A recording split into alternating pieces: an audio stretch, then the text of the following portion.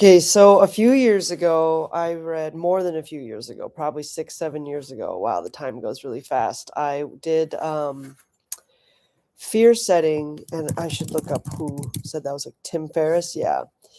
And instead of goal setting, it was this idea of like writing down everything you're afraid of and then just like deciding to go and do the thing that makes you afraid, right? And I just have some confessions, I guess. Like, I've been back from the trip, the vacation that I quit. And I came back because I was like, oh, you want to do these other things. And, perhaps part of the trip was you putting off some of these things. And one of these things is to figure out a way to have a business that's somehow both more remote, like operating, but more connected and authentically expansive. So, for example, with photography, I love being around people, but I want to be around people when we are doing something um, that feels more in depth, I guess. Maybe that's a better word for saying it. Like, I help people with transformation at the level of when they want to see themselves a certain way. And there's a bit of counseling that happens, I think, in the sessions sometimes. And now I'm moving to this place where I want to share my joy. Like, I want to share things that bring me joy.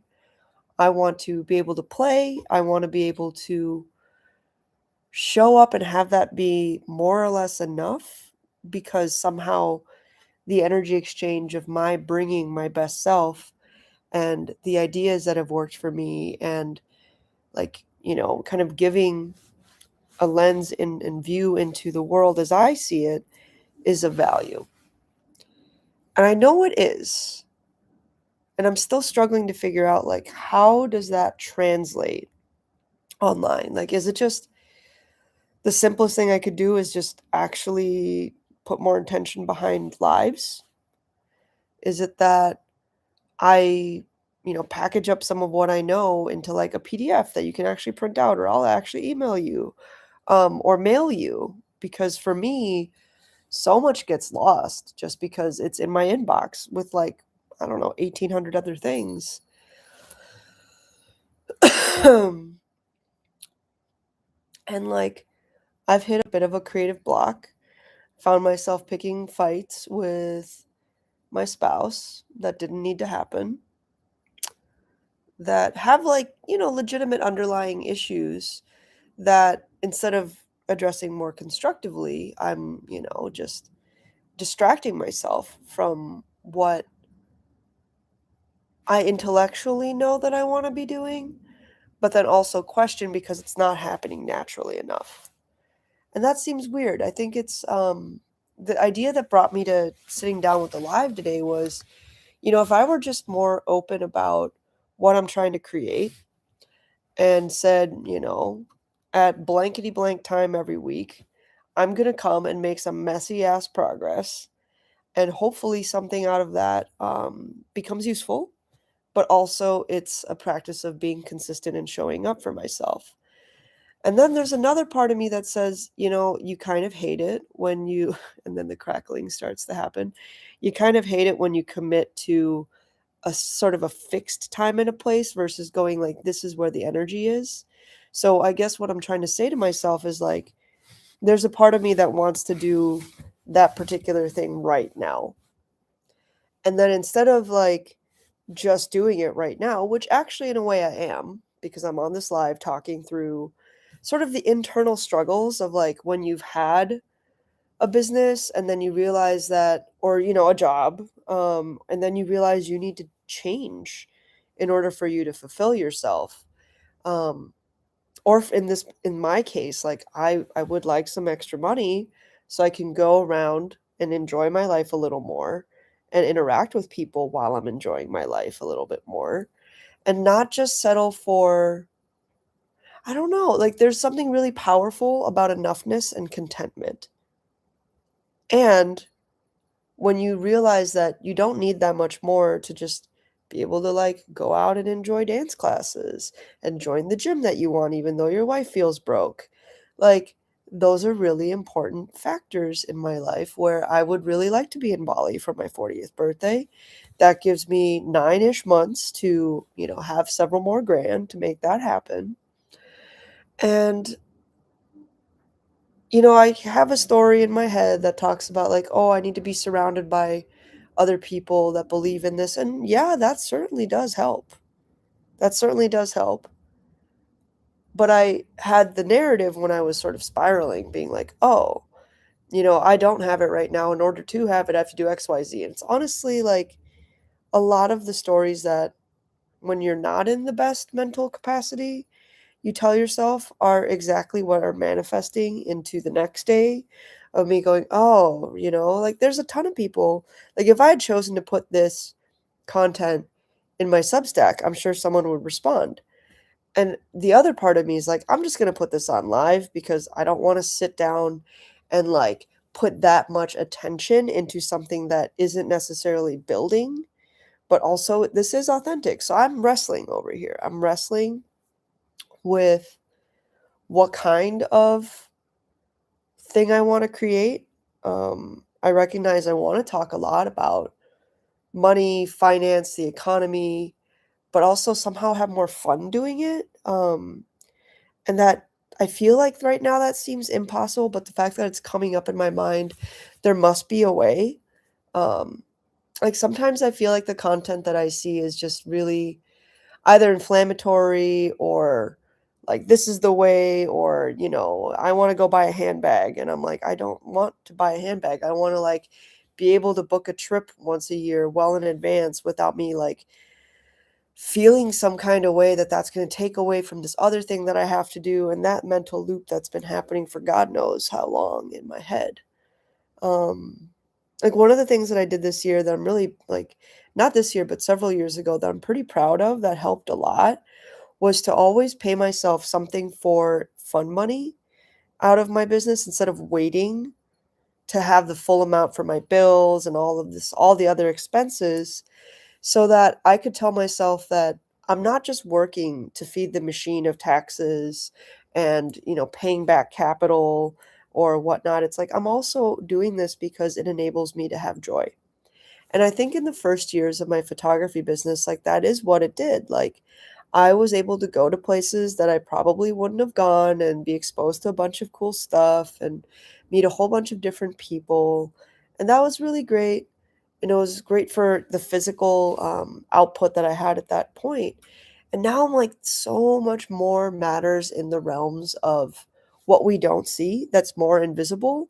Like whether that's consciousness, whether that's the back end of building a business, whether that's the sort of the mental gymnastics that we've been doing when we've been stuck in one loop for a while, when there's like literally infinite possibilities for being able to execute any given thing. And then this is where what it looks like, guys, to be on the other end of that infinite possibility and go, you know what?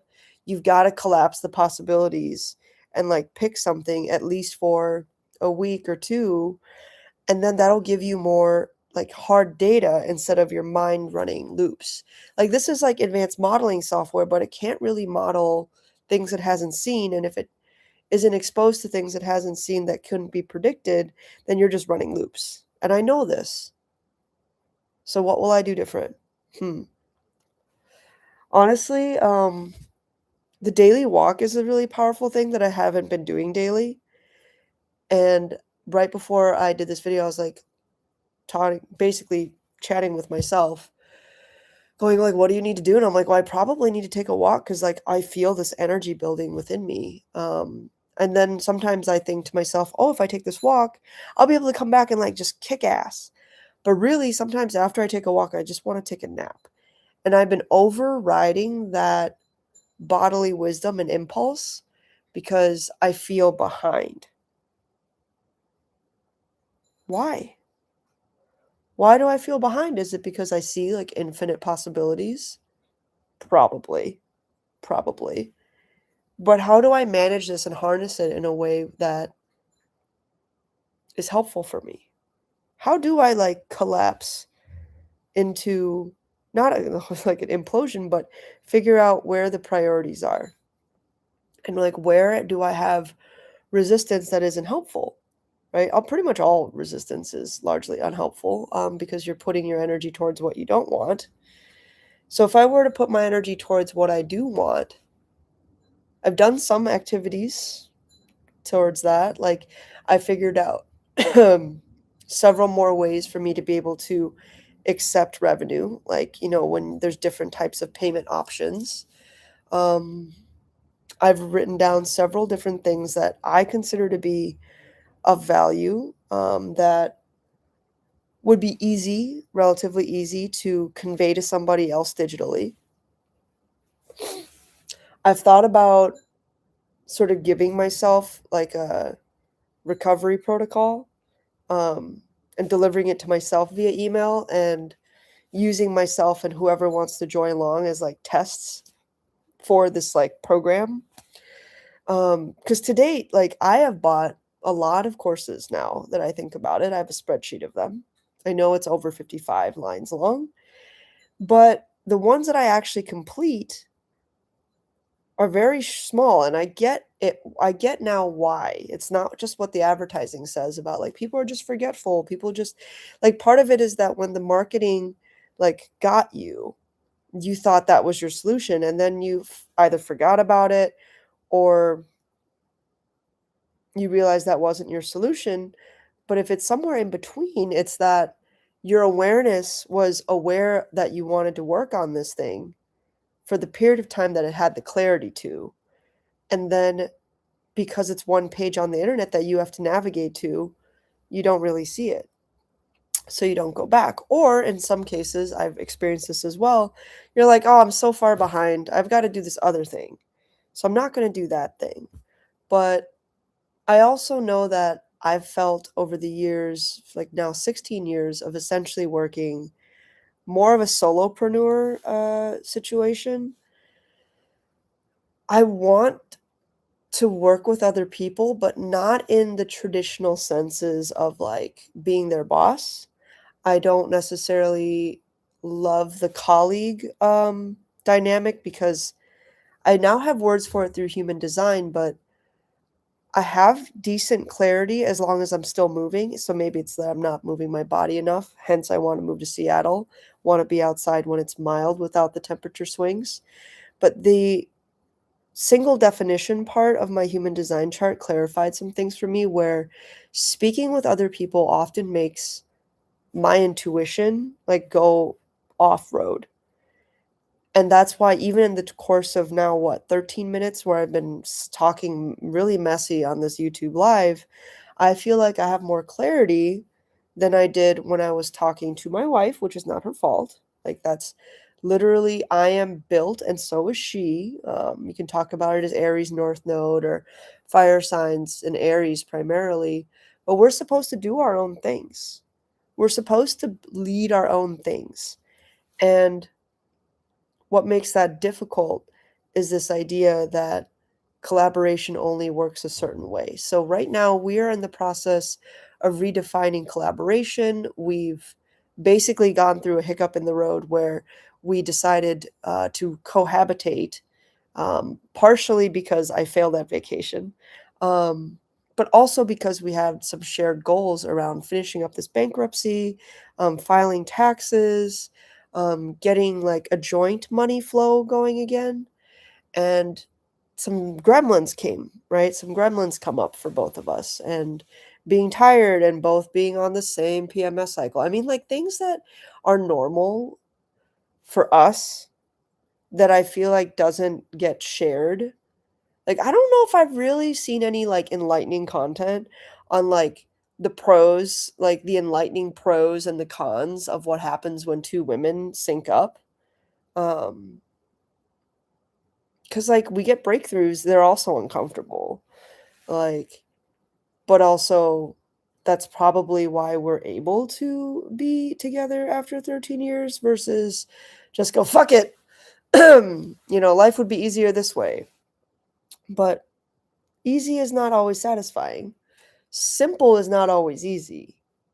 But simple, like I had a pretty simple setup with my home, and I think that's another thing that we're navigating because we're cohabiting and my stuff is in my wife's apartment. So, let me just say, like, it just feels good to get a lot of factors out there. This is my live, no one's watching. I'm basically figuring out what's in my head. And I do a lot of writing to figure that out, but there's something about, I saved a video about this, but there's something about when you get on video and you watch yourself, or maybe I should actually watch myself, go back and watch, but you're habituating yourself to yourself and that you're a presence in your own life and you matter to yourself to listen to. And this is a practice that I feel like a lot of people haven't had. But when you see people who swear by putting content up, every single day because it forces you to get better, yes, there's some generator energy in there. I don't think that it has to absolutely be every single freaking day. But if I'm being honest with myself, that could also be an excuse because it doesn't take very much to do, 10 minutes. 10 minutes flies by once you start talking.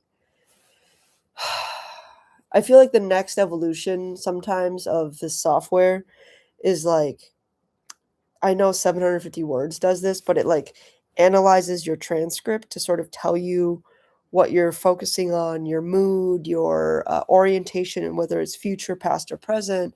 And I feel like something like that for vlogging could be really useful because it's hard to tell unless I go back and watch my entire stream where my mindset was and what it was like. Like the thing that I do so well for other people is really difficult to do when you're talking to somebody else or even when you just record and don't listen to yourself. Like I'm more aware because I know that I'm recording myself, but it's not like I have that mind map coming up of what topics are looping and what themes come up across conversations. And in a lot of ways, that's what I feel like a good friend is for. And it might feel sacrilegious to want technology to get there, but I also feel like there's got to be a bridge. There's got to be a bridge. Like a lot of people don't know that that's what they're looking for because it's never happened AI or human to them. But when it happens, when someone sees your patterns and just tells you lovingly, like that's so powerful. I feel like I might need to work on the loving part because usually it's just like I see it and I state facts, which doesn't probably bode well. Yes, crackling of the radiator. Um that's probably where a coaching mindset can come in a lot better.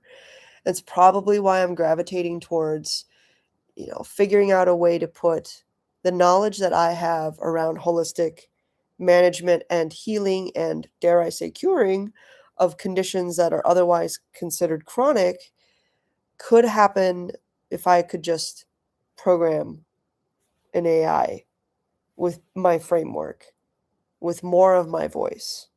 Because that approximation of what I know is far, far, far, far, far, far, far more valuable than me not telling people about it until they ask me. Because that's wait for the invitation in human design. It's like you want someone to know based on your broadcasting that you've gotten over things that other people take medications and die from, medications for years and decades and then die from. Um, that doesn't need to happen. And then eventually they come around being like, I would like to try your thing. Um, there's got to be like something in between.